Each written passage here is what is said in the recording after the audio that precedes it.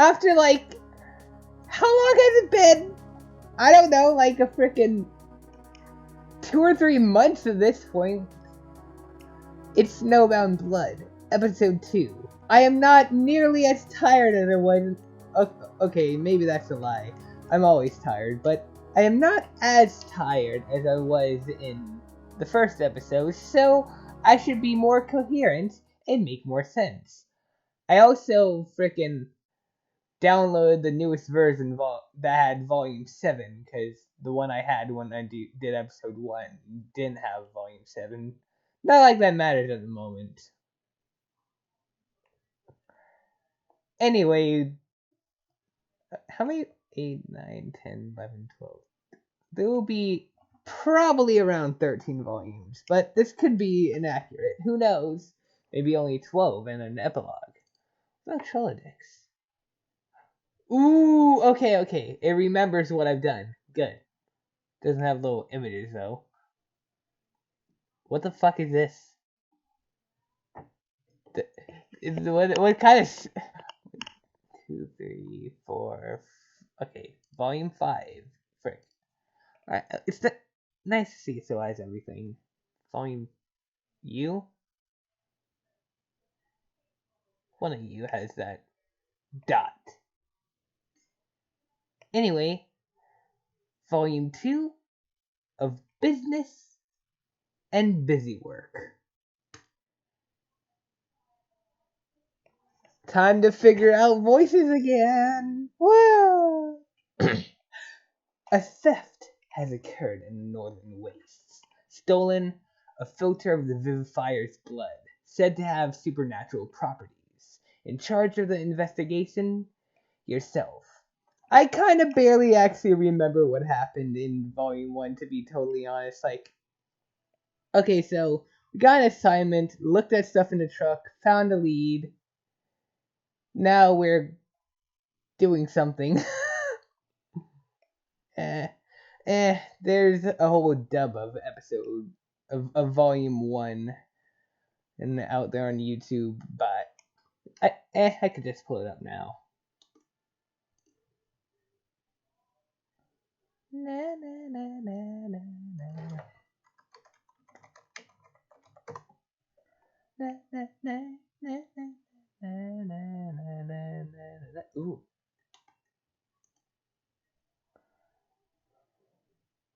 Oh hey, my playlist. It's in the playlist, right there. Yeah, this is it. I have not actually watched this yet, or any of these really, except for like the first like minute of that. But yeah, I'll use that to recount myself after I record this. Cause no, shut. Cause I do not have time to do it right now. Anyway, you have your orders, and you have a case to solve. You think you should start close to home. Known quantities. You've got 2 candidates in mind to interview first. You choose... I like this guy's wink. Well, you just kind of look depressed, honestly. Let's go with this happy-go-lucky guy, Ripite Kodan. Oh boy. Ripite Kodan. A simple enough start, you feel. You're not one for pulling a metaphorical hamstring, and you still have a day before you'll be heading to Eodolic Acres. Can't waste time. It feels good to be hunting where a squeak beast after so long. You really feel your vicious verminator senses shed turquoise tears of joy. What a confusing portmanteau. You're not quite sure if the latter half of Verminator's wordology is Terminator or Exterminator. Perhaps you could claim it's a portmanteau. There weren't many particularly interesting details attached to Coden's name, but regardless, you'll pay him a visit.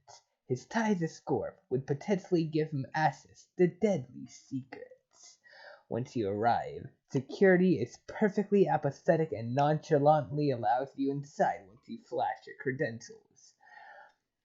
You spare half a thought wondering what he thinks you're doing here, but you ignore it in favor of giving Ripite's Trollodex card another glance as you enter the elevator.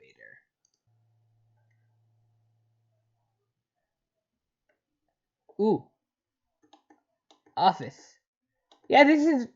frick. Open! Open, I'm begging you! There we go. So, the actual GUI is perfectly like FriendSim. Huh. It's great. Also, I want one. Oh. Oh, fuck. Yeah, I forgot how perfectly like FriendSim it was. Alright. As luck would have it, when the doors opened to a chorus of keyboards clacking like mechanical chirp bugs, your eyes drift from the card to the man himself. You examine him from across the room. Oh boy, oh boy! He appears to be talking to a coworker. Judging from the frantic motions of his hands, he's explaining something. Something big. This guy has always been one for animated gestures. Well, I have a compulsive saving disorder. I always want to frickin' save at any choice I get, or just whenever I get anxious. Recall Ripite Coden. This isn't the first time you've seen his face, but it's not really much more than fourth. You never forget a face, but even if you did, his would be off the table. He makes a strong impression, especially in the conference room when you first saw him.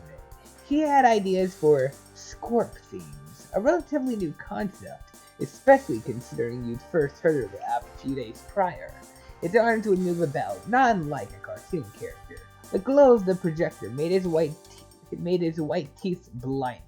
His smile almost looked fake from how real it looked. There were themes for each department of the company. You remember rolling your eyes as he started with the accountants, loyal logarithms, or the security guards, ostentatious colors, serious sass, secretary serenade. He'd mentioned that the one in particular was for the lovely lass at the front desk, who evidently had a habit of doodling hearts onto her work papers when she was bored. When you looked to your left, you saw that exact secretary, face buried in her hands in mild embarrassment. Not exactly a secret with dire consequences, you think, but also, you didn't care. Perhaps the strongest quality he has is his voice. Deep, but not rumbly, like black honey. It demands attention. You could further recall moments spent in the abolition shop with the patent-pending inspo nuggets intermission of the meeting in your mind's radio, but you try not to layer recalls like that. Perhaps you should do your recollection outside of the timed automatic source next time. With a mental sigh, you open the doors again. Exit. You step out of the elevator and into the office. No time for games. You wait for the first sign of a break in its conversation and approach him. You turn to your throat and give him a curt nod as he turns toward you with a look of surprise on his face. What voice did I give her? Ripite Coden. My name is... Whoops! Didn't see you there. The way he reaches over to shake your hand with both of his catches you off guard. It reminds you uncannily of those old greeting machines used at corporate conveniences that would come to life at the press of a button. Creepy bastards. Thank goodness they started using people in costumes for that instead of robots. You appreciate a personal touch. Guilty as charged! Ripite Coden, but looks like you already knew that. Guess my Ripite tastes and perceives me? He's clearly waiting for something. A laugh, you assume. Unfortunately for him, he flops, as the Chuckle Bunker regulars say. My name is Sakili Iopara, and I'm currently conducting an investigation of grave importance. I'd appreciate any time you have to spare for some questions. You like getting to the point. oftentimes the point means the point of your blade, and you can never turn down a chance to dance with blades. If only the chances ever came. Repite's face seemed to be somewhat frozen on a smile. He looks confused more than oh dear God. Oh fuck. He looks confused more than anything. Being questioned isn't exactly a difficult concept to wrap your head around, in your opinion. Wow, you want to talk to me? It's more believable than me asking this of your colleague over there. The one that I'm not presently engaging in conversation. Yes, you! The till behind him is definitely finding his work very interesting right now. In an instant, his nose is buried in his computer monitor. He's smart, not looking like he's clearly eavesdropping. Still, you'd prefer some place more private. If you have to spend the conversation counting his nervous ticks and fidgets, you'll go mad. Perhaps if we could relocate this somewhere else? I wouldn't want to disturb anybody's work. I'd hate to make you look bad. Of course! I'm happy to get a move on. It's as I always say, there's a time and place for all of us, don't you know? You give the worker behind him a curious glance, and his confused expression tells you that he has literally never said that before. Whatever. Your eye has also caught a nameplate next to a door across the office space, and it's a name that was just used in an awful pun by its owner mere seconds ago. Is that your office over there? I'd say that would be a good place. If you wouldn't mind, of course. Not at all, not at all. Come one, come all. It's this way. He's leading you to the clearly labeled room that you pointed out. Your hero. You spend the short trek re-examining the evidence, sifting through your mental documents and familiarizing yourself with the important facts.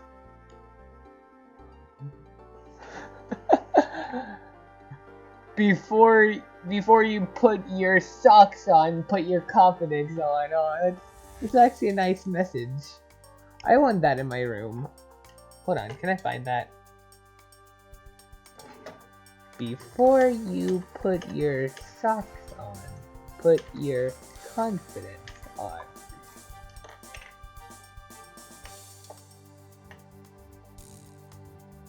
I do not like this. That is a very cursed image.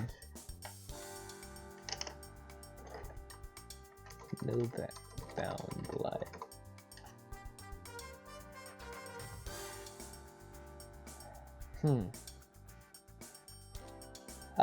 Okay, gotta pause. Frick. Alright, anyway. When he lets you in, you're taken aback from how personalized the room looks. It feels like it could only be his, and you barely even know him.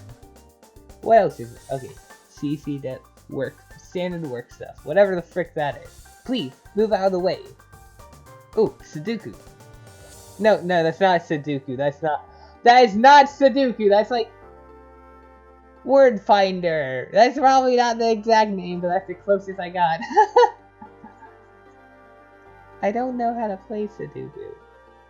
Oh, so what the fuck is happening here? What?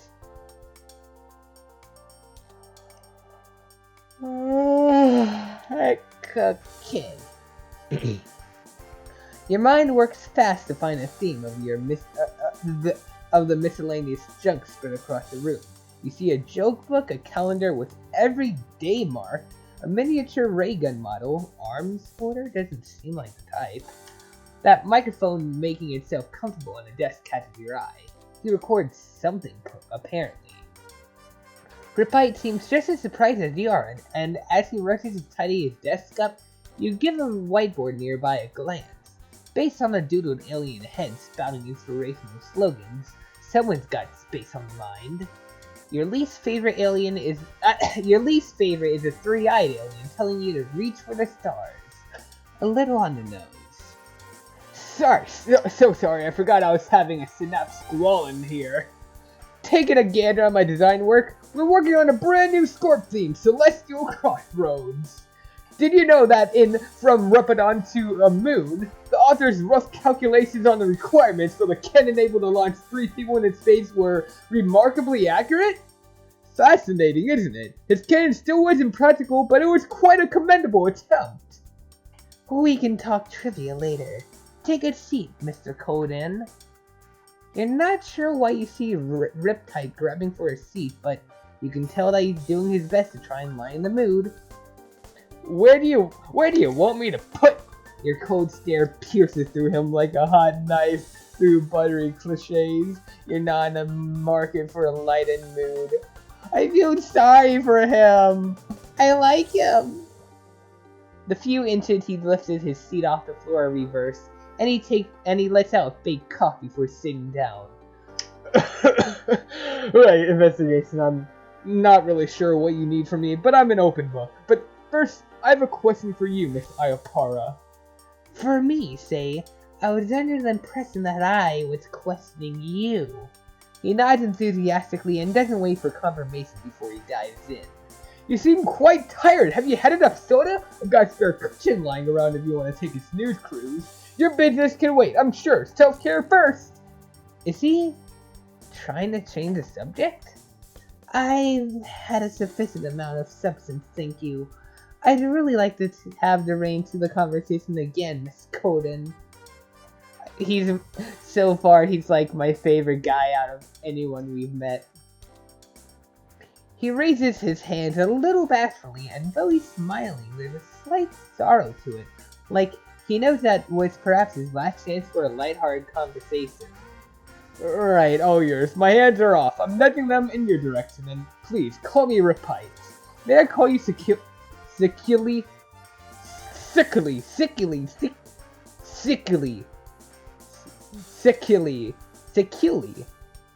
Yeah, Sickily works. No. Oh, no! Don't be mean to him! He's just trying his best!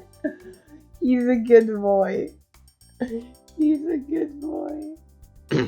With the investigation properly underway, you retrieve a folder that might help contextualize the situation slightly. For him, you mean. You've already read this document a significant number of times. Once. Recently in the Northern Waste, there's an armored truck that was intercepted en route to deliver some very particular goods back to corporate. In particular, a valuable package was stolen. You'll spare the details in case he turns out to be a blabbermouth. It doesn't sound like he has much of a filter, even if he could be wrong. It was an unscheduled transport, so the culprit must have ties to corporate. Would you happen to know anything of this operation before or after the fact? Is there talk of any Arctic antics in your area of the corporate ladder? The look on Repite's face is one of slight concern, and while you're trying to figure out whether it's genuine worry or just a cover-up, he gives you his response. I can't say I've heard of this, but that certainly sounds kind of dangerous. Is everybody okay? Yes, you say in almost the most disappointed voice you can muster. The armored truck full of priceless assets was intercepted, and nothing happened. They had to pay a fee for crossing the bridge. Draw straws to see who'd be stuck being the driver, sing an obnoxious repeating song the whole trip home. 3 employees died, 2 armored guards, and a driver. You start to lose faith in the idea that he'll be any help to you because he's getting teary-eyed about 3 complete and total strangers he didn't know existed until tonight. Oh my god, I love him. I fucking love him. Golly, those poor souls, they were only doing their jobs protecting that truck. The poor driver trying so hard to drive so far. It didn't even matter in the end, your mind whispers to itself, but you let him grieve for a few more seconds. The truck having to endure the harsh cold. I hope its driver loved it and cherished it. And the package, it must feel so scared and lost in the hands of who knows who. Are you absolutely sure there's nothing you know about this truck, Mr. Coden? I find it difficult to believe that you have 0 ties with this incident. Gosh, I'd love to help, I really would, but I don't know what ties I could possibly have. I mean, I wear a tie. If that's any good, I can maybe toss you one as well if you'd like. I'm positive you'd really pull it off. You're not just unsure if he's a culprit, but you're downright rooting against it. Please, please let there be a better antagonist to chase. I mean, he could have an actual dark personality underneath all this, but I don't want to bet on it. I do not want to bet on it. I fucking love him. I take back everything I said about arcjec. This is the precious boy here. Right here. I love him. You have a way to know for sure, and that method is the rest of this interrogation. Pause. I'm back. It's me, the antagonist. I did this. It was all me. There is something I'm looking to tie up, and it's all the loose ends of this case. Yeah, you think? What a badass comeback. Repite looks positively stunned at your sense of professionalism. Tell me this. Why do you think I'm here, questioning someone who seems to know nothing about this case? There must be an obvious connection you have for me to be spending my time here. You don't want him to talk about Ty. You don't want him to talk about ties again because he looks like he's about to invite you to the company clothes shopping field trip as a bonding exercise. I want to bond with him. I love him. Instead, you give a brisk nod of your head to his whiteboard. Consider, if you work for Scorp, it's the only relevant checkline around. Information is your deal, is it not? Especially with a battleground devoid of competitors. Sure is. After all, if you got information, you've got victory, as a great man once said. That's been my motto for forever. He's looking very confident for a solid 3 seconds before it all crumbles like a house of cards into the endless void of uncertainty.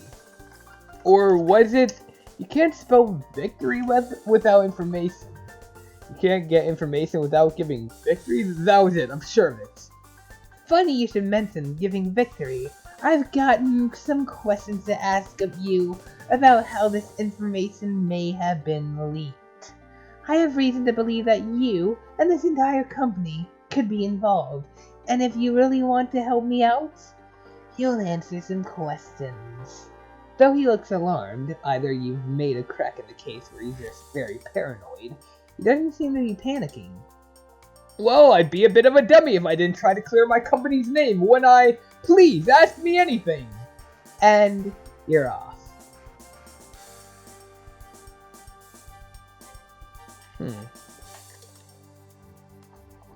I want to question about the microphone.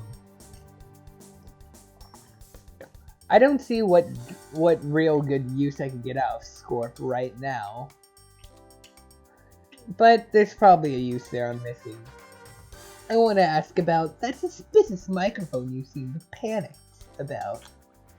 You want to dial it back a bit. Make sure he doesn't get too overwhelmed. This is only a baseless assumption regardless, but you leave no stone unturned. He likely speaks out about things and could easily have blabbed about something. You doubt it's here for show and show alone, considering it takes up a fair amount of limited desk space. Leaning over, you gently tap the base of his microphone and raise an eyebrow. Last I checked, Scorp didn't come with a radio feature. What's this then? I doubt you have an intercom system rigged up either. Before answering, Repite apparently sees it necessary to grab one of his post-it notes and a pen from his drawer of writing utensils. What are you doing? He fucking stabs us with the pencil and runs. It was all a clever ruse. Jazz hands. Writing down a note to self. Dear Repite, consider a radio theme. You have the means, so make some schemes. You really doubt it was necessary to include that last sentence, but okay. He finishes jotting down the idea you'd given him and sticks that on his computer monitor along with other similarly neon-colored notes. Well, this excellent boy right here is my partner in trying when it comes to my podcast. That's news to you. Seems rather counterproductive to mix work and hobbies, doesn't it? Now, I know what you may be wondering. I know you may be wondering why I have my setup here at work. Fear not. There's a perfectly reasonable explanation. If I want to rub a friend in from work as the wife's special guest, all I have to do is open the door! Actually, you don't particularly care for the way he's eyeing you like he knows exactly how to ensnare you in a friend trap, nor the way he presses a button on his mic and clicks something on his computer. He says, "Check, check, beam me up, check, check," and it sinks in that he's recording. Yippee! The only reason you don't stop him is so that you can get a feel for his narrator style, how casual he is, see if he'd be the type to let secrets slip. Good evening, Lady Sky, it's Jekyll Cloud, and every raindrop in between. It's a healthy number of degrees above freezing, and I'm your host, Repite Coden. To your surprise, there is a change in demeanor. Yes, he's still smiling far more than anyone else in the room is, but his voice softened somewhat. Fuck! Unfortunately, it gives you pretty much no new information, so you're stuck listening to an episode of Repite Dialogue for now. We've got a real mind tickler that'll leave your imaginations in knots to start off. What has 4 walk limbs in the morning, 2 in the afternoon, and 3 on corporate paid vacation? I'll let you stew on that, but as always, I should introduce this wife's co-pilot. Securely, care to give us a good old autobio? He beckons you closer with a hand and tilts the microphone towards you. All the memories of 7 Sweep stage fright come flooding back. Fuck. This isn't the same as your phone calls with your future employers, though. This is a jokester with a microphone. I would suggest you turn that microphone off before your radio show takes a turn for the uncooperative. I did not agree to this. We are also not on a first-name basis. Let's get that clear while I'm setting the record straight, Mr. Coden. Thankfully, this doesn't seem to be a live broadcast since you'd imagine those take a little more setup. You'd hate to embarrass this man in front of an audience. With a nod of understanding, he stops recording, though his keystrokes afterwards concern you. Don't tell me you're actually saving that. Let's just call that a work in progress. Frick. Let's just call that a work in progress. Revisit that one some other time. In the meantime, perhaps try saying things with words instead of throwing me into the deep end of the talk show pool.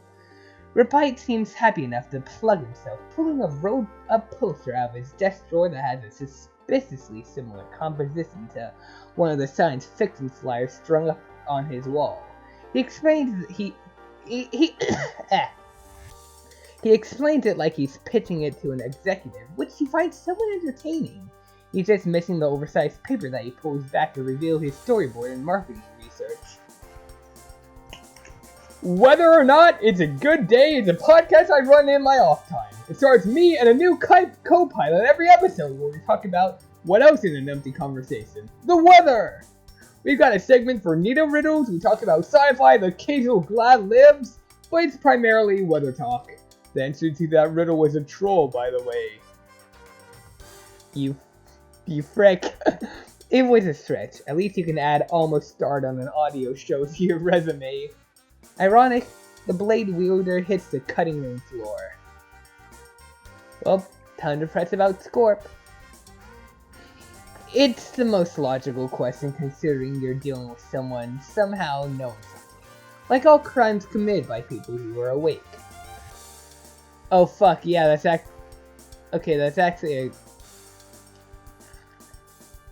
a good point. Scorp is all about information. You intend to find out how your info was passed to an outside party. Scorp just blew up out of nowhere, didn't it? Hadn't heard a thing before it was suddenly swallowing its predecessor with an unhinged jaw. Rushing headfirst into new things seemed to be a theme around Scorp.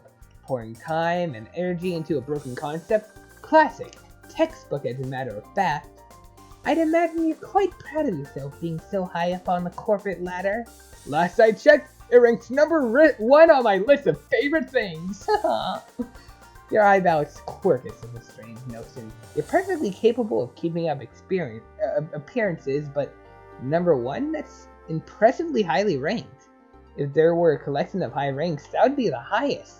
There would be no end to the elevation of that one rank. You're quite fortunate. Not everyone can speak so highly of their jobs.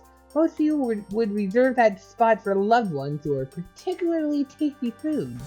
Well, it's tied with my soulmate too, and my friends. Oh, my Lucius, can't forget him. Also, have you seen Space? That's up there also. Not personally, no. Okay, there are a few ways he could have been involved being the center of the information highway, or likely being close to people like Sistro. You could approach this a few ways. Really though, you wasted enough time, and you would really like to hurry this up. I'm going to have to ask you to show me your Scorp logs. As someone so closely involved with the inner workings of Scorp, I have to make sure everybody's clean. You understand, don't you? If you're clean, you have nothing to worry about.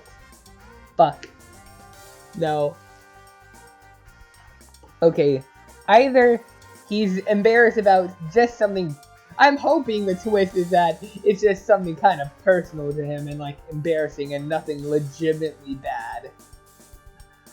Please don't let him turn out to be bad, please. The fact that he looks visibly worried almost makes me smile. You're absolutely positive he didn't do the actual deed himself, but it's certainly possible he's had a hand in this. Sure, alright, what's mine is yours and what's yours is mine. No secrets between friends. He wastes no time in moving behind his desk as he logs back in. At least he isn't putting up his fight, even if you could easily do this yourself by force.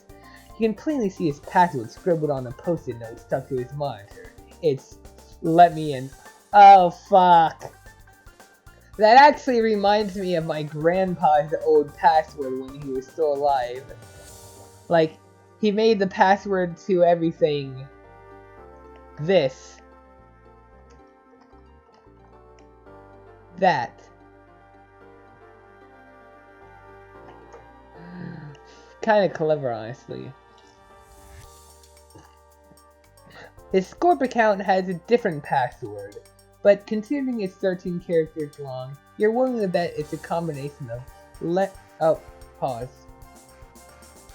Okay, I'm gonna keep this up in the corner for a bit. When he reaches 38, I have AFK again. His Scorp account has a different password, but considering it's 13 characters long, you're willing to bet it's a combination of let me in and Scorp. Yep, that too is a It's... Fuck, wait. Okay. You're willing to bet it's a combination of let me in and Scorp. Yep, that too is on the password note. Woo.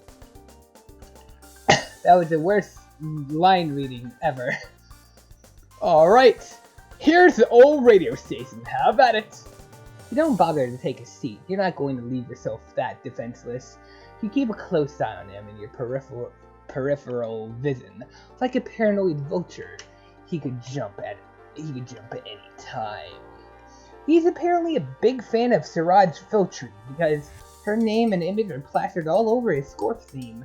There are also many hearts and lovey-dovey photos of the two together. Kindly refrain from telling him that you're close to throwing up in your mouth just a little bit. You did say your soulmates were ranked at number 1 as well, didn't you?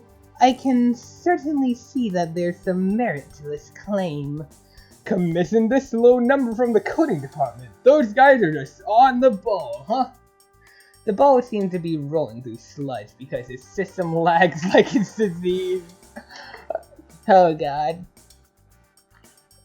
You sure showed a lot of empathy for that truck, and yet none for your computer. You spend a few minutes snooping around his messages, checking back on your little lead. It doesn't look like he's too concerned. A lot of it is legitimate talk of deadlines and ideas and encouragement. And also him bouncing jokes he clearly got from the internet off of his co-workers. Priority 1, search his contacts. You don't understand why Scorp didn't let you see names attached to their troll tags, but you know that Sistro has a very memorable shade of purple. After a brief search, you found the heir's troll tag, but Do you and Cetro have any chat history at all? There's nothing but an unaccepted friend request here. I wish, man, what I would give to meet and befriend him. I'm sure he gives fantastic handshakes. Can you imagine? I can't not respect a guy with such clear visions. It's alright, I'm sure it just got lost in the mail or something. It's something. Wow. You're going to move on and try not to move too much into the wrong, terribly depressing thing. With a law of power comes a law of rationality. That's the thing, right? Responsibility, dunk ass. This fucking guy reminds me too much of myself. Well, okay, I don't try way too hard to frickin' do joke. But yeah. If I did try too hard to do a bunch of jokes, I'd either have probably more views by now on this second channel that I didn't really advertise at all.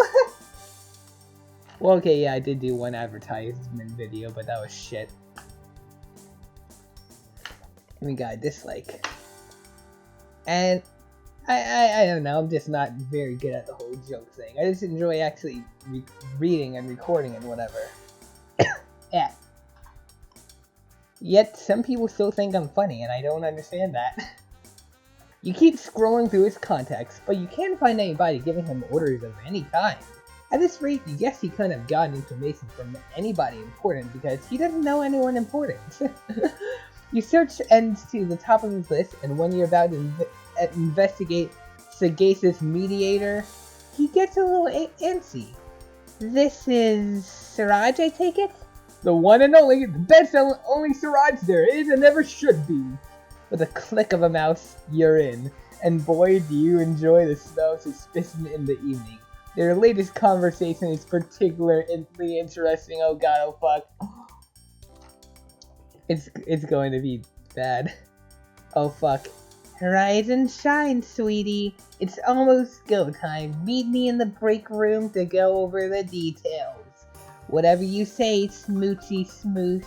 Can't wait to know what you've been dying to tell me. It's a big one, promise. You won't regret this. You don't know how to feel about the fact that Repite wasn't the one to say smoochy smoosh. But more importantly, timestamps date this conversation's less than 24 hours before the crime. Anything to say, Mr. Colden? You expect to grill him insistently over the course of the next few hours, but he looks ready to burst already. Okay, you got me, Otak. My Grubland and I might have been getting a little laid back from our breaks recently. I've been giving her leaked information? Pep talks. Oh my fucking god. I knew it. Well, okay, I didn't know it was pep talks in particular, but I knew it was innocent. There's no way my precious fucking boy could do anything bad. That's your big lead. Repite's a cheerleader. He's giving you a headache instead of an L, an E, an A, and a D. Yeah, work's been stressing her out, so we meet up in a serious spot and I give her encouragement. But we only do it during work because that's when she needs it the most. You slump back in your seat and try to keep your bitter thoughts to yourself. He's a real piece of work despite doing nothing noteworthy at all. Am I in trouble? I'll look the other way. At the notion of being let off the hook, he seems to perk right back up like nothing happened. He's leaving that little episode behind, looks like. Wrap it up. You're wasting your time, you think to yourself. You gain nothing from this conversation. He's looking to you, silently asking what the problem seems to be. It's not his business, quite frankly. He's giving you a gentle look, looks like he's trying to sedate a frightened animal. Are you sure you're doing okay? You don't seem in tip-top shape to me. I'm fine. You've only wasted precious time on a false hope after all. Repite doesn't look convinced. I didn't let you down, did I? I didn't think you'd notice. Ouch. You see him recoil a little, but he manages to fight through it. You appreciate the resilience. You wouldn't want to draw attention to the bone boss in his office. Sorry, it's just been a rocky start to a very high-stakes investigation. How old are you, if I may? 12 sweeps. I'll assume you're the same. I'm practically twice your age. I wouldn't say I'm qualified to give you advice or management, but I certainly have some life lessons under my belt. Here's one on the house. The first pawn you move can spell your downfall from the very start. It doesn't matter how you play the rest of the game if you begin poorly. The opening gambit sets the scene. You can't rewind that. All you can do is mend the damage before your throat is slit and you bleed to death a regretful husk. Not everyone can move ahead so blindly without thinking like some companies around here. A moment of silence hangs uncomfortably in the air as he tries to figure out what to say. You can see the words buried under his tongue, different ones attempting escape with no luck. You start to pack your papers and stand up, thoroughly spent from a few hours of learning how much of a goofball boss can really be. I'll be seeing you. Actually, I'm gonna need you to wait just a second, miss. Excuse you? As you turn around to follow him, you see him marching over to the door, sliding his wheelie desk chair right in front of the door under the handle. He doesn't even prop the chair up to the doorknob to stop anyone else from coming in or lock the wheels or anything. You do realize I can easily move that out of the way. I have people to talk to, or even just sneak past the gap he left behind in some very light furniture because it's not entirely a smug fit. Not traditional in percent, but practical all the same. Ooh, zoom in. Light tomorrow with today, a gentle wake can shake the world.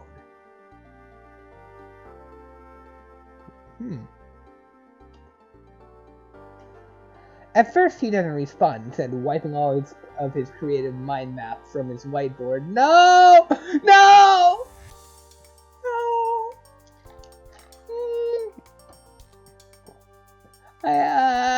You have a puzzle to solve and I've got 2 thumbs and also a puzzle to solve. I want to help securely. I know we can work together and come up with an answer for these mysteries. I'm a creative director and a creative director. You wanted me to think, and I really want to do something. I don't know how I'd feel if I let you walk out of here without having done anything. That looks somewhat important. Bring that.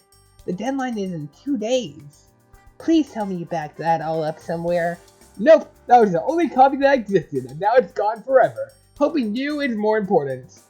Well, now I've negatively impacted your work schedule. I really should be going. Nonsense. We have a crook to catch. And so he gets to scribbling and scrawling and jotting down words and linking them with wavy lines. Let's just mark the keywords. He's underlining every word he writes. You don't figure he's letting you go until he thinks he's helped you. Oh well, you might as well save the measly 2 synapses it would take to note this down. He at least remembers everything you told him. He's a good listener. All the key notes are present. Unfortunately, he seems to procrastinate not 5 seconds after you mentally compliment him. What's with all these swirly clouds up top? Not an attempt to recreate the scene of the smelly crime, I hope. There's a suspicious amount of delight he shows when you ask. Why, you can't have a synapse squall without clouds? What kind of storm would it even be without clouds? It's as we say on whether or not it's a good day, sometimes you need clouds. There isn't much you can count on, but you can't always count on clouds being there, you know? Imagine it raining without knowing when or why. You get drenched and given at least 15 different fire stages with no warning whatsoever. Your eyes focus on the board for a moment. You hear Repite excitedly trying to inspire you, but none of it sticks. You hear everything he says, but it brushes past you like wind in the grass. It's a nice sentiment for sure, but it doesn't give you answers. It's nothing but fluff. Surface level boom. Eventually, he notices that you're not looking at him and joins you in reviewing the facts. The silence is clearly making him uncomfortable, but that might also be a sudden urge to make it up to you clawing at his psyche. Never mind that he's eating into both his time and years of his own volition. I appreciate the assistance for the record. You don't have to be doing this. Now I'm just cutting into your work time. You're allowed to let me handle this. I'm qualified, just off to a rocky start. No investigation is simple from start to finish, not with crimes this drastic. And yet, here you are.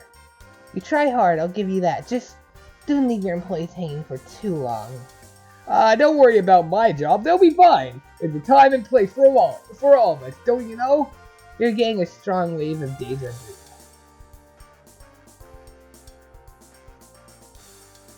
Recall Repite's inspirational slogan. This happened like half an hour ago, you don't need to bring this up again. What's next, recalling every time someone says hello to you? Fuck you! Fuck you for that. Move on. Or pause, okay. Alright, Repite goes to scribble more possibilities down. You can't see past his body, so you're left waiting in suspense until he pulls away to present his new theories. No, they weren't frozen to death. It was intentional assassination. The cuts on the bodies prove as much. Plus, they were driving inside a vehicle where it snows considerably less. Phooey. Aw, there's a little frowny face. The board squeaks as that notion is erased and replaced with another, not 10 seconds later. They didn't turn on each other either. Who would have run off with a vial if all three were killed? With that tisk, he's putting one more idea on the line, and that's just a plot of a mystery novel released 4 sweeps ago. Yeah, he's talking about the character arc of one of countless Brendan Fraser roles in the film adaptations. Is he serious? He looks serious. The plot of that book looks even worse scrawled on a whiteboard, but he decided to bite the bullet and pat him on the head. You know what? I'll let you know if we get a ransom note from a man with many skills from inside corporate. I sincerely promise. Aha! I knew it! It's always someone from inside the company. Who else would know what was inside the truck? You're the one who said that, but whatever. You bite your tongue as you drag an impromptu blockade he set up out of the way. You're eager to find some new leads, and even if it seems anticlimactic, you need some space. I can see why you don't like that alien. Actually, no, the alien is kinda cute. Oh, are we done? But of course, I have an infiltrator with many skills to catch after all. Thanks for your help. You try in earnest not to sound sarcastic, because then you'll probably be subjected to more randomly generated murder mystery plot twists and hurt feelings. It seemed to work because Riptide catches and shakes your hand goodbye before you can escape, and tosses you his business card while he's at it. It's good to branch out if you need help. Every branch comes from the same tree after all. Don't forget, I've got your back! You have no idea what the joke he's clearly hinting at is. He's winking and grinning and patting himself on the back for some reason. You thank him politely, yet sternly confirm that you're leaving.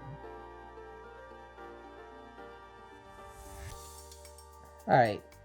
Gonna pause for like half an hour. I return. Well, alright, now, you breathe out a sigh of relief when you finally step out of his office. You could do with a trip to the monster boiler yourself, seeing workers buy all that energy drink. But it's time for you to clock out. You've learned virtually nothing, but you suppose you have some new phone numbers for your bank. He apparently wrote down his soulmate numbers on the back of the card, too. In blue pen, his motto is described as good at puzzles like this. You start wondering whether or not it's worth it to reach out to another detective, before the reason his voice had inflicted strangely earlier dawns on you. I've got your back! You flip the card over to its front again and shove it carelessly in your pocket. You're moving on to a new suspect. Well, fuck. He's my favorite so far. No other suspect can compare. Probably, hopefully not. Alright. Got all the options, I think, so Time for... We've done the business, now it's time to do the busy work. With Siraj Feltry. Oh boy. I like those horns, actually. They look really nice. Siraj Feltry, the obvious choice. According to your intel, she had a shipment of goods coming in on the very same truck that was carrying the Vivifier's blood. Not only that, but she's a fairly high-ranking middle manager for one of corporate social media enterprises, Scorp. Information is literally her business. Plus, there's something else, something the allegation algorithms picked up which places her even more squarely in the suspect zone. Whispers of a murky past. You'd plan to meet at her office and deal with this quietly, but earlier today, when you stopped by, the receptionist said that he hadn't seen her since before the weekend. Feltry hadn't turned up to work and hadn't buzzed ahead explained why. Not so much as a sick note, not answering calls either. He offered to leave a message on your behalf, but you were out the door before he could finish the sentence. Playing hard to get on the day after a heist? Might as well have handed in a confession note there and then. If the worst comes to the worst, you'll have to organize a search party. At the very least, you need to pick up some kind of trail. So now, you've hit the streets and hit them good and hard. Like you've tied the streets up for an interrogation and slapped them around a bit. Tell me where she is, you say. But they're not talking. You cut through one of the parks in the center. Center? How do you pronounce that?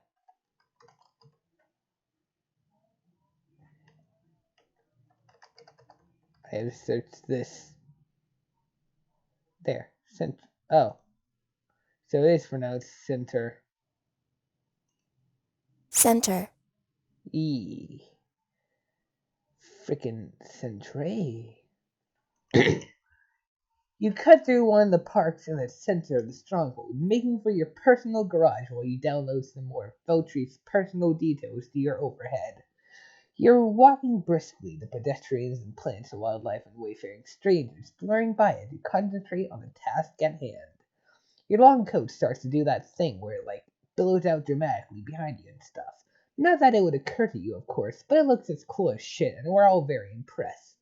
Strolling couples part to let you through. Urban cornfowl scatter squabbling to the winds at your approach. You take a recreational kick spear to the head and don't even care. The game is on. You have her Trollodex card up on the visor, ready to bounce it through the regulatory's internal system and sick some grunts on this fugitive. You have orders aplenty, and boy do you love giving them. But then, as you round the corner, you come to a sudden stop. It takes a moment for you to even realize why before your eyes refocus, looking past Feltry's card on the screen. On a park bench, a little ways off, is your suspect. Pause. Boop. You can't tell if she's awake or asleep, but either way, she's clearly in a rough state. She's sprawled haphazardly over the seat, face down, arms and legs pointing in random directions, and her business attire in utter disarray. Her hair is a mess of tangled black curls. One shoe is making its absence known, and her briefcase appears to have become lodged in the nearby garbage cylinder. It's a scene of perfect chaos. You feel your shoulders slump in disappointment. This has to be the shortest game of Purbies and Squeak Rodent you've ever had in all the long sweeps of your career. And here you were, getting into the swing of things. The very least you could have done is made an effort.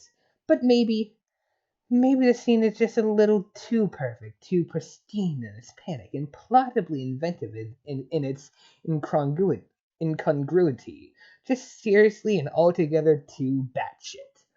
Could it all be part of some elaborate ruse to lull you into a false sense of security? You've definitely seen weirder strategies for avoiding capture. She's trying to throw you for a loop. It won't work. You don't jump for chump change. You approach with caution. No sudden sounds, moves, or anything else. You are the polar opposite of suddenness in every respect.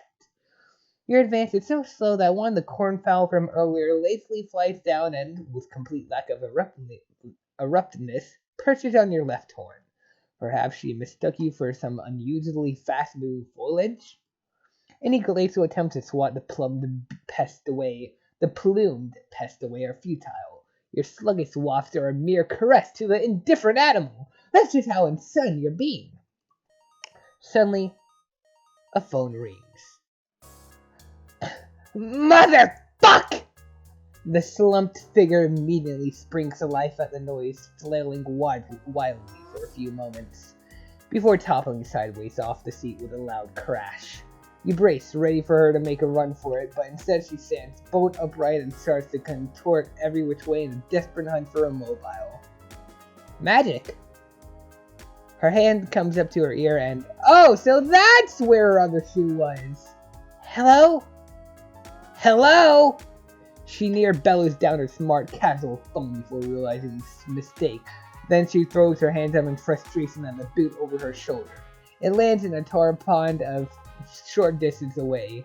Before she can find the real thing, the ringtone stops in a manner which could only be described as spontaneous. Oh, you have just got to be shitting me! She looks all around now, trying to collect her scattered belongings. She picks a few leaves out of her hair before turning to see her shoes slowly disappear into the black sludge. Fuck! She doesn't seem to be the least bit aware that you're here. You go to give her one of your signature ahems, trying and test a few sweeps of stoic arrivals, a cough that can announce royalty. Achoo! The plan blows up in your face with remarkable literality. Your allergies are having none of that shit. It must be thanks to your flighty friend, who took off in all the ruckus. It's not the first time a bird has left you. Go ahead, fly away, you feathered fuck! But just you remember, Sekili Iopara never forgets. Forget the foul, cut to the chase. Like you just said, you're literally incapable of forgetting anything, and you already did the chase if you recall. It's what got you here in the first place. Speaking of recalling, if you haven't already done so, then now would be a good time to recall some salient facts about the suspect. You know, the suspect, the woman who's the best lead you have in this case so far, the one who probably wheeled around in surprise when you honked to high heaven out of nowhere just now. Quickly, she might get away! Recall Siraj Feltry. You scour your think pan for anything else you might have on her. Something that might give you an advantage. Fortunately, you don't have to dig too deep. There's another reason this girl is so high on your hit list besides her direct connection to the scene of the triple murder burglary. Burglary? Note to self, try that one out sometime. You remember several sweeps ago that there was a notorious group of vagabonds who made their business breaking into pre-Renaissance ruins and plundering them out of their treasures. Mostly they were after religious artifacts, with quite a number of gems and the like were also made off with. Practically worthless in this day and age, though there are still some who put a price on prettiness. In any case, this gang was getting to be quite a problem for corporates, and so many of their interests are also tied up in the antiquarian, but for magnanimous reasons, of course. You'd been hot on their wax up for a few wices when the trail went cold. Real cold, like totally fucking freezing in fact. It was right in the middle of the northern wastes when you lost them. From what you managed to piece together afterwards, something happened to the group that caused them to disband. You never found out why, but whatever the reason, the robbery stopped, and that was good enough. Siraj ended up on the corporate payroll a short time afterwards, along with her mate Strip, just some blue guy who you may or may not have talked to already. Initiate interrogation immediately. So the blue guy was a person we spent the entirety of this episode so far talking to. Okay, a little less than entirety, but initiate interrogation immediately. Anyway, that's quite enough tomfoolery for one investigation. You're ready to get this thing back on track without any more shenanigans. From here on out, it's only business. You're quite certain that nothing else outlandish and stupid will happen. In fact, you put money on it. That's just how serious you're being. After minutes of searching, The girl you've been hunting down is finally within sight. You're about to blow this case wide open. You can feel it. You make your way over. Siraj Feltry, I presume you know who I am. She doesn't respond. I need to ask you a few questions regarding an ongoing investigation. Your cooperation is as appreciated as it is mandatory.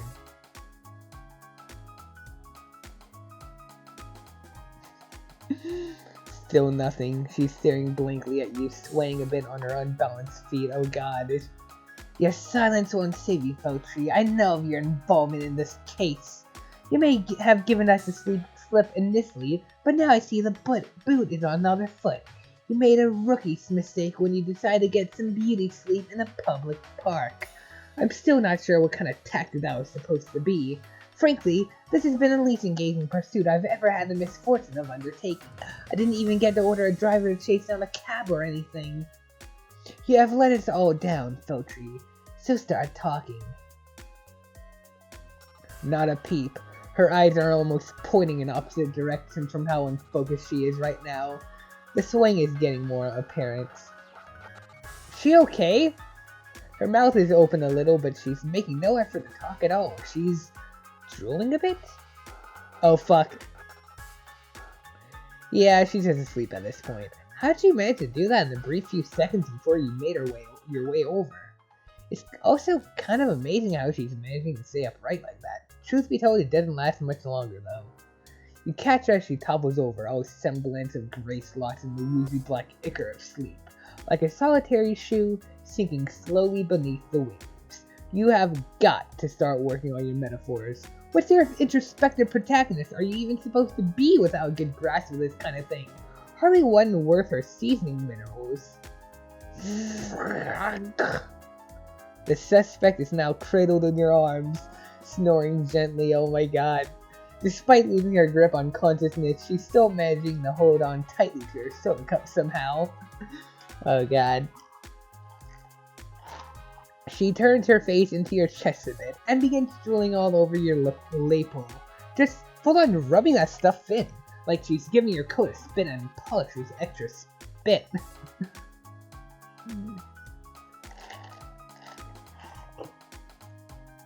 I spit and polish with extra spit, alright. This is just completely unacceptable. This coat was a gift from someone a long time ago. It's irreplaceable and what's worse, dry clean only. You still need to question her, and there's no way she's coming back to your office in this state. There's only one thing for it. Her place it is. In one motion, you grab her by the waist, lift her up, and sling her over one shoulder. You hook up her briefcase with the end of Prosperina's scabbard, and swing that over the other. Then you start walking.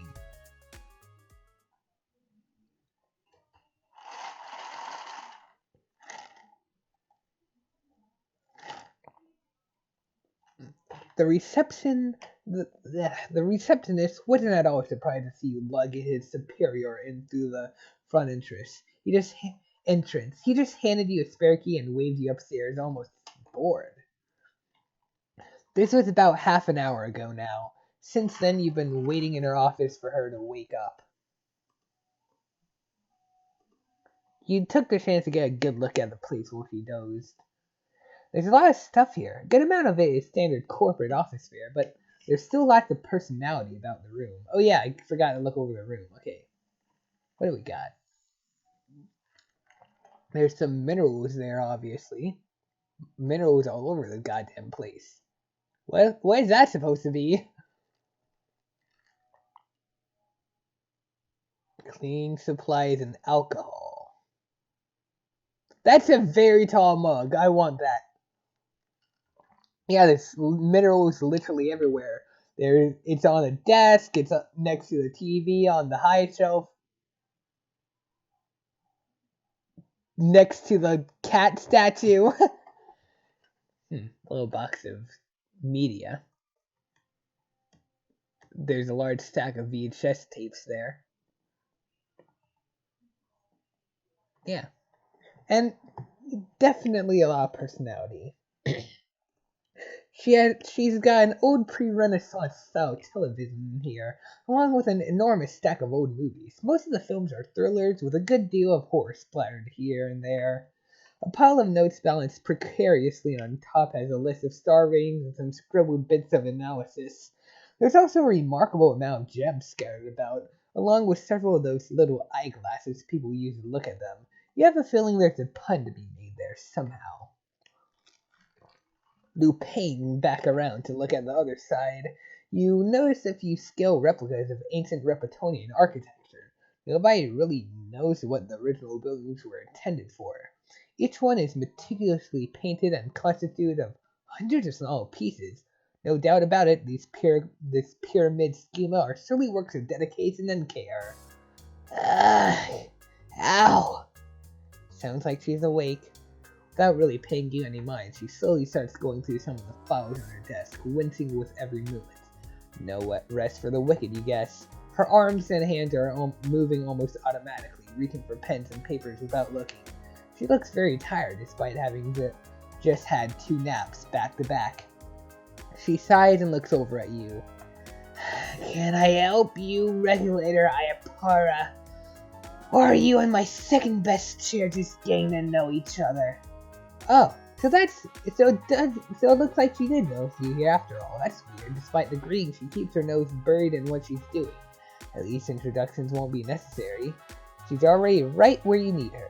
No need to play games anymore.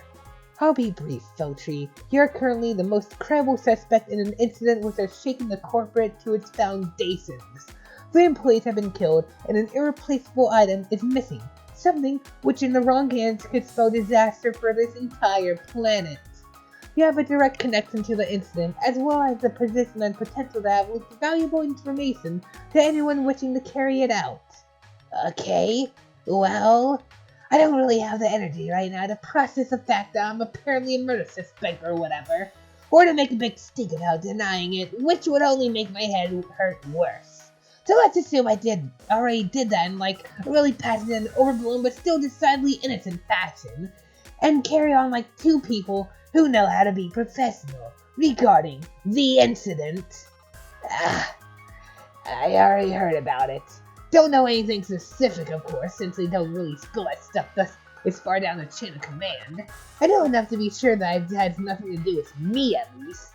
But if you're certain you need to talk to me about it anyway, then we might as well get it over with. 3 options.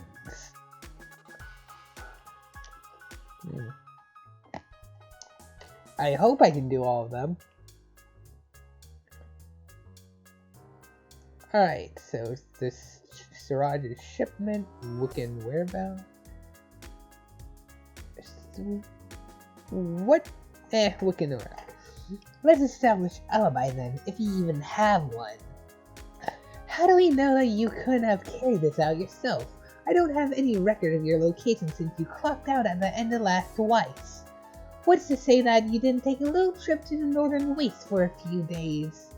I mean, you understand that the words that you're saying right now are actually ridiculous, right?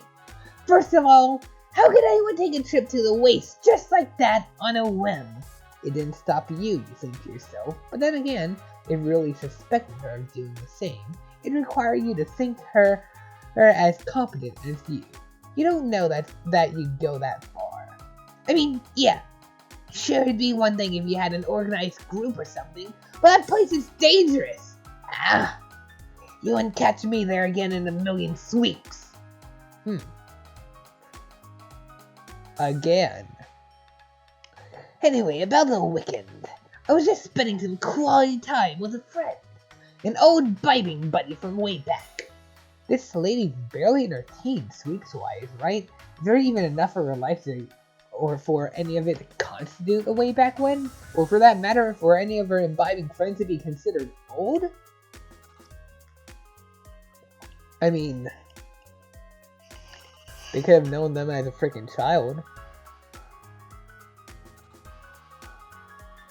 But vibing? Just wait until she hits her 20s, then she'll understand. We're just 2 good pals hanging out watching dumb cartoons. ingesting liquids of various toxicities, you know? Nothing fancy. I remember it must have been the same time as it all went down because they got a call through from the freight tracking people, saying my delivery had been postponed indefinitely. And then right after that, I had the hex breathing down my neck about a data leak through Scorp or some BS like that. Worst weekend in sweeps. Her. Your regulatory sentence twinged for a moment. Some of the younger corporate employees have some interesting vernacular for their superiors. The hex refers to a certain jade blood auxiliatrix. It's supposed to be a pun on her name and something else with which you don't understand. You haven't managed to find out what they call you when your back is turned, though. You mentioned a friend. I presume you're confident that they could reasonably corroborate your story. Yeah? He's technical for the corporation too, so you'll probably be hitting him up later anyway. Although, don't actually hit him or I'll kill you. Your sword hand twinges. Twitches. Did she seriously just threaten her chief regulator during an interrogation? Breathtaking insubordination. The temerity of this fucker knows no bounds. But her gaze softens and she flashes you a tired smile. Just kidding.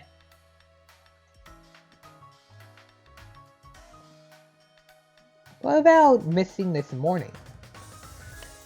You've got some explaining to do, Feltry. I'm sure you can appreciate that. Absent from the office on such a crucial day as this, a day still stained in corporate blood, slowly defrosting though it may be. If you weren't already directly connected to the scene of the incident, I doubt your credibility could come under any harsher scrutiny. What in Caparia's name were you doing? Sleeping during corporate hours? There could be no worse transgression. You weren't a triple burglary suspect, that is. Fuck, they used it. Incidentally, I'm trying out that word as part of the corporation's new efficiency drive. Already, the contracting has saved a non-zero amount of my time today. But explaining that didn't. Was it enough to offset the time you just wasted explaining it to me? Fuck. Yes. Or was the headache it caused? Didn't think so. Look, I just got a bit lost on the way to work today is all. Maybe I just overdid it a little bit over the weekend. Let things get to me a bit too much and ended up doing something stupid. Again. Fuck, I have so much work to do. And enough fires of my own to step out and be dealing with these big wigs. She takes a big swig of the boiled soda on her desk as she says this. Yes. At least you presume it's soda, a fact which comes easily enough from the evidence at hand. Namely that it's in a soda cup. You know, one of those things with the removable plastic lids and the little sleeves they put around them to stop the hot liquid from scalding you or whatever. Time was getting second-degree burns from your pre-work pop was considered best practice for the corporate hand. Though the soft skin avoidance of boiling hot blisters. How things have changed. Siraj's shipment. I wouldn't be so sure you had nothing to do with this incident, Feltry. You were expecting a shipment, one that was due to arrive on the same convoy that ended up in the northern wastes with 3 personnel dead.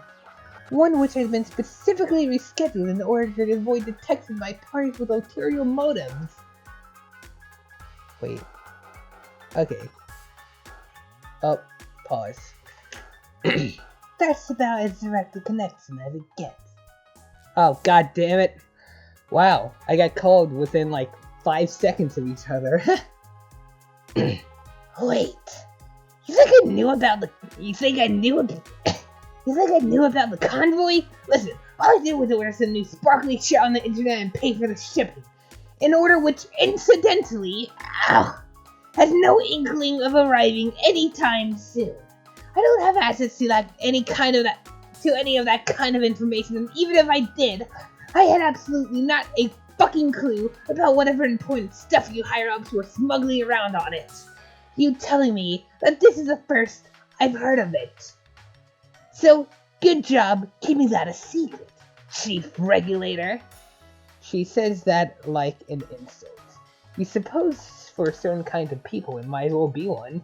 And while we're at it, if this thing is really so hell of dangerous, then what in all mother's name were you people thinking transporting it on through a corporate convoy? Those things are all kinds of unreliable. Just about the worst way you could think of to try and sneak something valuable around. Anyway, that's just my opinion. While you've been talking, she's continued diligently working through the amount of paperwork strewn about, like she's used to long hours of blitzing through this stuff, mindless of any distractions. All the while, she's been taking sips from the soda cup that somehow made it through all the mayhem earlier intact and unspilled. This woman knows how to hold on to a drink, that's for sure. This interrogation is not nearly as insightful as you were hoping. Certainly not for someone the allegation algorithms had down as a dead cert. You never did like having a computer tell you what to think. She's definitely hiding something, that much is clear. If this were a different kind of sleuthing game, perhaps there would be a potent visual metaphor here that you could grapple with. Like, maybe some giant chains and padlocks or something else to symbolize the fact that, yes, this is a character with secrets to keep. That would have been nice. But no, you've just got your suspicions as usual. Well, that's not quite right. You have something else on her after all. Maybe it's about time you used it. Rogue Recollection. Fuck. Alright, Feltry, I'll play fair, as I always do. There's another reason I'm sitting here talking to you today. Another implication that places you close to the heart of this incident. Another blight on your business credentials. And something tells me that's the reason why you're more familiar with the waste than you might care to admit, let alone the corporate logistic detail. The movement of her pen slows, just a bit. Through weary eyes, she's paying you more attention now than ever before, while still affecting an air of disinterest, trying to hide in plain sight. A few sweeps ago, I was tasked with breaking up a ring of artifact smugglers, people who couldn't let the past lie, so to speak. They're giving our historians quite the headache. I'm sure you can sympathize. There is no telling whether an archaeological site would still be intact from one vice to the next. Many and varied were the particulars of their pilfering. Historical artworks, ancient technology, gems. She stopped running completely now. You made your move. Now time to press the advantage. It pains me to admit, but that was one case I never managed to take to the endgame. Fortunately, the result was still the same. The group disbanded and hadn't made an appearance since. Fortunately for them, I mean. It was around the same time that you joined us here at the corporation, if I recall correctly. You always recall correctly. Now, Siraj Feltry, the game is up. Start talking. She's burning holes into the floor with her gaze. Or, no, wait. Those might actually be real scorch marks down there from some kind of chemical spill. Your mistake. Feltry, maybe I haven't made your position here clear. I am the last chance that you have in this situation. Either you explain yourself to me as clear as the crystals which you have haphazardly strewn about your office, or you are done here. Done in this company, and done in this stronghold. What I've seen here today would be enough to have you thrown out for contempt of corporate alone. Talk now! You don't like to raise your voice. Usually you settle for just your sword. Siraj crows inwards a bit at the sound, defensively, avoiding your eyes. She looks pretty shaken at this point.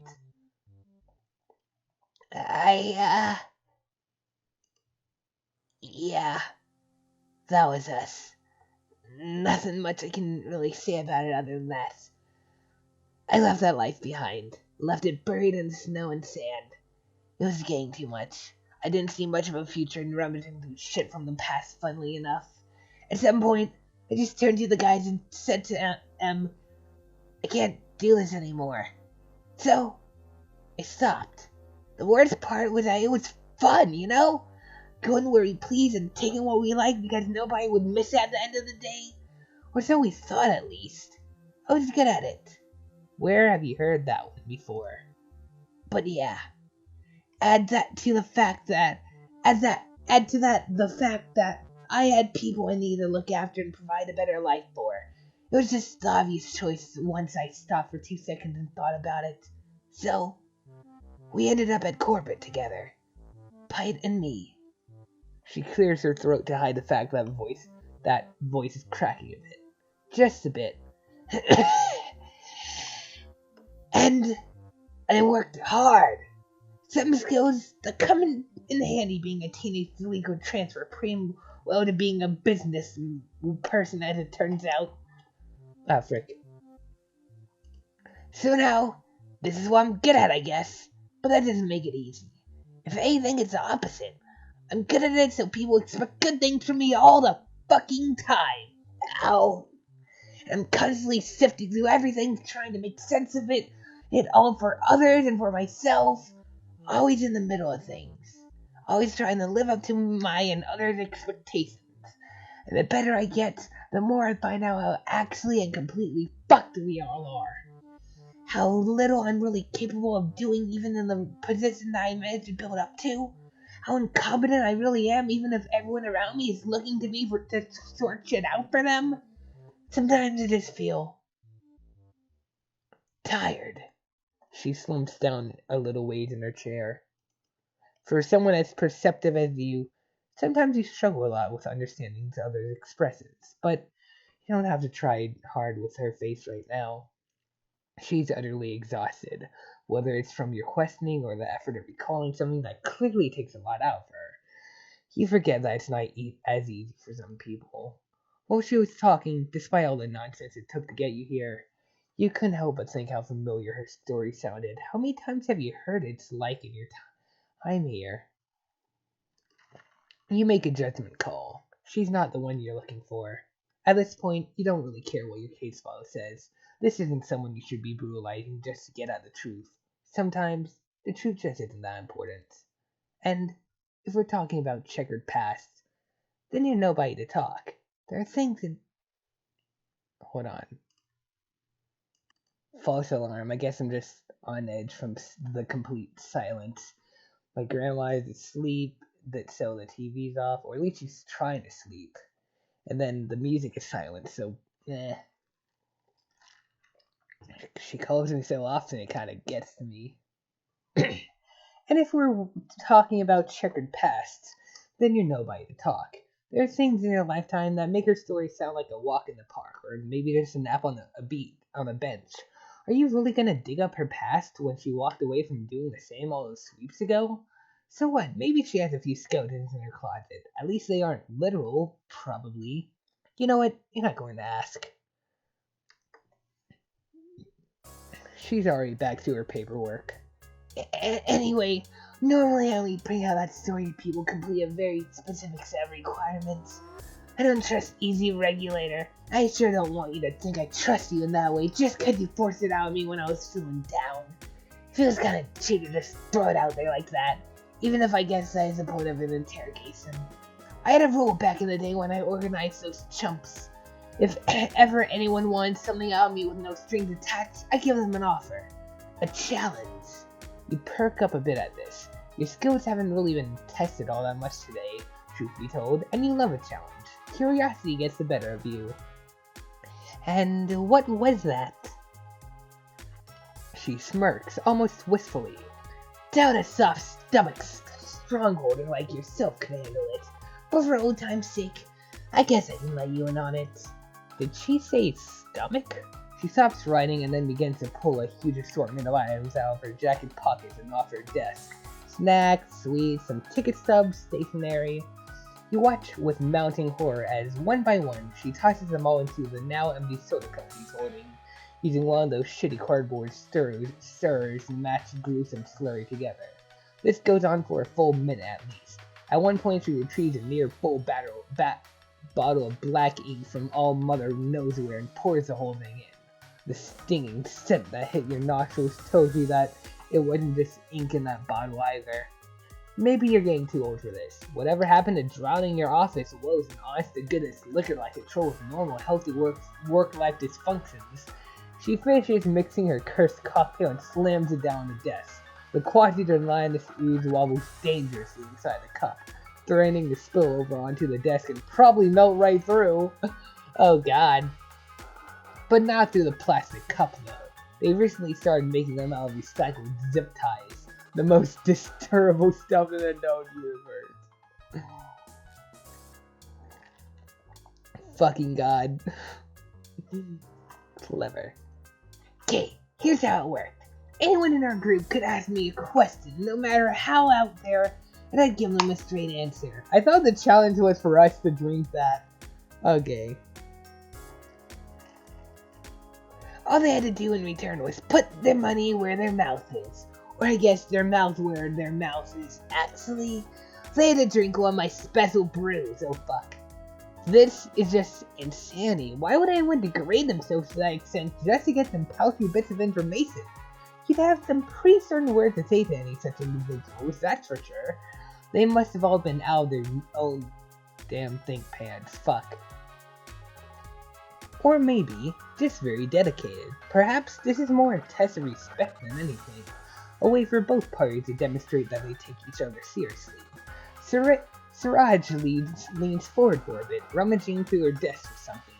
She pulls out a bottle of bright blue liquid that looks suspiciously like cleaning fluid, along with a glass. You catch a glimpse of the label on the container. Cyanide. The hard surfactant of choice. Oh my god. You fucking bitch. That's so clever. Oh god. Anyway, you can take it or leave it, Chief. She measures out a tumblerful of the fluorescent blue stuff and lunges back in her chair. I honestly don't care at this point. You look down at the cup in front of you. You could just walk out of here right now. Your job is done. You don't really know why you've hung around here this long already. You don't have to go through with this. But then again, what more could one more bit of ridiculousness hurt after the nonsense you got through today? Maybe a little recreational awfulness could do you some good. This could have used a bit more proofreading. It's not like it hadn't worked before. You gaze into the murky depths of the malodorous monstrosity. It seems to gaze back. A loud gargling noise comes from somewhere in Feltry's direction. This shit tastes fucking awful. She pours herself another. Oh fuck, that was actually an end? Huh, that's kinda short compared to the other one. They look so cute. And that is Snowbound Blood. Wrapped up at a freaking perfect time, because seriously need to get off the computer at this point. I really want to see what's up with those dots. Na, na, na, na, na. Oh fuck. Oh god, oh fuck. They're together. It's them.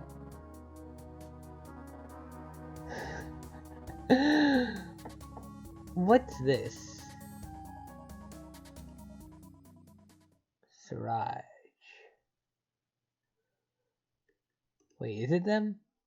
Yeah, it's... Alright, anyway, that's gonna be it for this episode. Fitting too, cuz it's 7:47 p.m. That's like 19:47 for you people with 24-hour time. I know there's some of you watching this. So, frick. Anyway, that means... Well, I still have a bit of work to do on another video, and then I'm planning on working on my comic sub, and there's just a lot of work I have to do, but I'm gonna try and finish as soon as possible.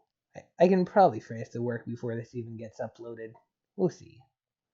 But then again, I can't work on the dub video because you know what? I'm getting sidetracked. Just thanks for watching. Enjoy. I'm gonna go overwork myself now.